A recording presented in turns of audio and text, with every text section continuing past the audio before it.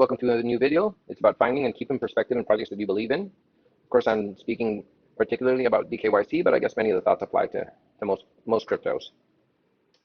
Some important things you want to figure out in order to keep your sanity in crypto. Yeah, I know many of you have gone berserk just seeing the ups and downs, seeing your wallet grow to incredible numbers and then the next day fall, and then see it climb back up again, and then see it fight battles to increase just by a zero or something like that. We all go through that. So I guess if you keep a couple things in mind, well, you might have an easier time. So the first 2 points are actually one. You have to know what you can expect to gain, and you're also required to know how much you're prepared to lose. You see, it's incoherent to believe that you can buy a crypto for $50 and somehow become a millionaire. Yeah, I know there's somebody who did it. I'm sure there's 3 people on the planet who did it, and I'm really proud of that. But your investment strategy should not be to be one of those people. So if you actually do invest $50 and you do it wisely, you could end up with $500 if it 10x's and $5,000 if it 100x's. And that's awesome. You should just walk away happy and proud. But you should not expect to make $1 million. If you want to make $1 million, you probably have to invest $100,000. If it 10x's, bang, bingo, you're a millionaire. If it 100x's, bingo, that's life-changing money. Sorry, inside joke. Okay, so just keep that in mind. If you want to be a millionaire, you sort of have to be willing to be able to lose $10,000 if you hit a 100x gem, and you have to be willing to lose $100,000 if you're getting a 10x coin, which is actually very good. So just keep that in mind. This is a risk versus reward game, and it sort of requires you intestinal fortitude to be able to swing one out of the ballpark. So just keep that in mind. If your risk tolerance is low and you can only willfully spend $50, that's perfectly okay. That means you'll value the $500 you get in a 10x coin all the more. The second thing you have to think about is, what is your investment timeline? Do you need this money for rent by the end of the month? In which case, I'll tell you right now, you're in the wrong market. Crypto is not this type of market. I usually plan my investments out a year and ahead. So I'll give the token a year to prove to me that it can do what it says it can. I'll give the devs a year to prove that they can do what they can. With DKYC, it was actually a lot quicker. I don't remember what it was. It was like 45 days, and they had smashed through all their phase 1 goals. So yes, give yourself a year. In my case, I give myself a year. Give yourself the time that you feel comfortable with, but choose a timeline. Don't just ape into a coin and then the next day be when Lambo, when $1. Yeah, that's not a good marketing strategy. Also, if you look at the chart, you'll see that we started at the beginning with a 0.000049, I think it was, and then we spiked up to a magnificent 0.0003 zeros and a 6, and then we plummeted to a horrifying 3 zeros 13, which scared away a lot of people, and then we went up to 3 zeros 40, and then we've gone up to 3 zeros 60 again, and we're building a very solid base at 3 zeros 54. So yeah, the coin's going up. It's organic. It's no organic growth. And to some of us, it might seem like we need to check the charts every 5 minutes just because this is such a volatile coin. But if we step back, and we think about what this chart will look when we reach 3 zeros and a 1, which in my calculations, and this is not financial advice, in my calculations we should reach before the end of the year, then this is what it's going to look like. That's a lot less spiky and scary, doesn't it? It looks sort of plainish. And then if we go to a high of 2 zeros and 25, it's going to look almost like a flat line. That's what the start of any coin that has gone to the moon looks like, just a sort of flattish line. And yeah, when we reach 2 zeros and a 5, we will be a flat line.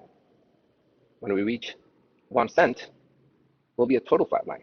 Keep in mind that 1 cent is just 100 million market cap. So yeah, this is by no means an ambitious goal.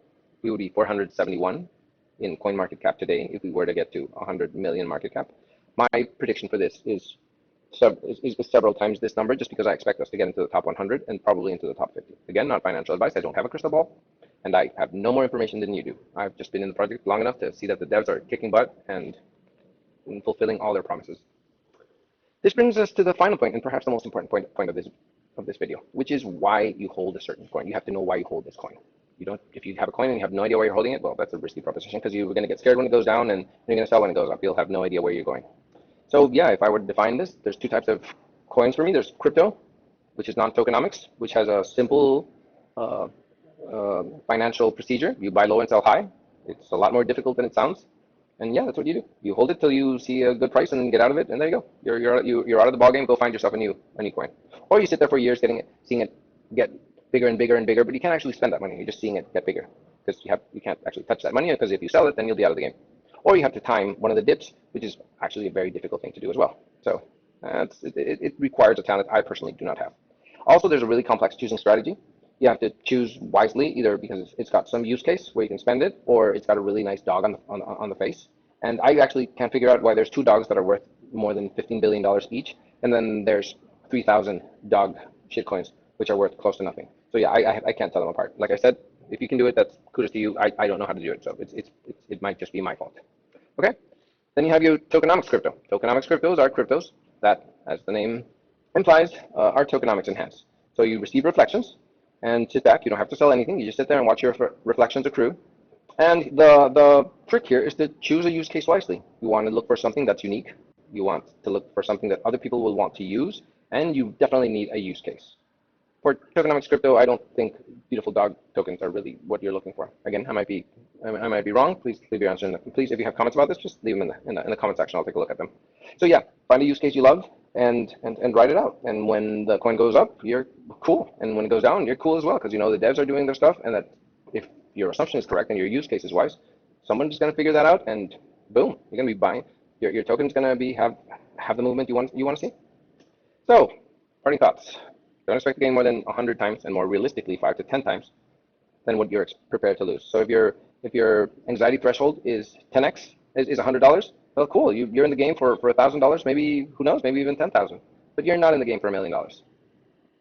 Second, when you see the ups and downs of your crypto, think of how these daily stressful events will look 1 year from now if the use case is there. So if you believe in the coin and you believe in the devs and you think that it's got a viable use case, just think about the future when it looks like a flat line in the last chart. This doesn't look stressful at all. Well, go to a place in the future where you can think back and think of this as this unstressful moment. Don't fret about the daily value of DKYC when we are here to receive BUSD reflections, either spend as Visa cards or to reinvest in crypto. I mean, there's really no reason to check the DKYC price every 5 minutes. You're not going to sell. If it hits 100, you're going to get happy and you're going to be really excited, and it's going to look really cool in your wallet. But that doesn't matter. What matters is when you go into your wallet and you see 100 or 2,000 or 500 or whatever BUSD you have that you can change into prepaid Visa cards. That's why we're here. We're not here for the daily price fluctuations. We're here for the volume. Stop saying when $1. Start saying when 10 million daily volume.